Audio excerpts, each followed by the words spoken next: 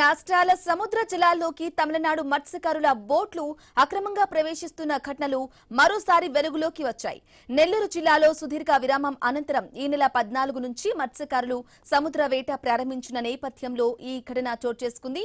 గతంలో కూడా తమిళనాడు జాలర్లు తెలుగు రాష్ట్రాల సముద్ర జలాల్లోకి చొరబడి మత్స్య సంపదను అక్రమంగా వేటాడుతున్నారనే ఆరోపణలు ఉన్నాయి. ఈ నేపథ్యంలో జిల్లా కలెక్టర్ హిమన్ శుక్లా ఆదేశాల మేరకు ఇటీవల 2 బోట్లను అధికారులు పట్టుకున్నారు. అలాగే మైపాడు తీరానికి సుమారు 15 కిలోమీటర్ల దూరంలో తమిళనాడు రాష్ట్రానికి చెందిన 2 బోట్లు వేట కార్యకలాపాలు సాగిస్తున్నట్లుగా గుర్తించారు.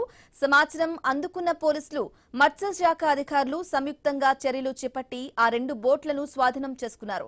స్వాధీనం చేసుకున్న బోట్లను బోగోలు మండలంలోని జువలదిన్నె ఫిషింగ్ హార్బర్ కు తరలించినట్లు మత్స్యశాఖ అధికారి చాంద్ బాషా తెలిపారు.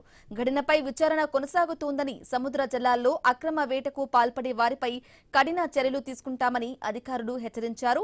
అలాగే స్థానిక మత్స్యకారులు తమ జీవనోపాధికి భంగం కలిగించే ఇటువంటి అక్రమ ప్రవేశాలను అరికట్టాలని ప్రభుత్వాన్ని కోరుతున్నారు. అధికారులు సముద్ర తీర ప్రాంతాల్లో నిఘాను మరింత పెంచినట్లుగా తెలిపారు.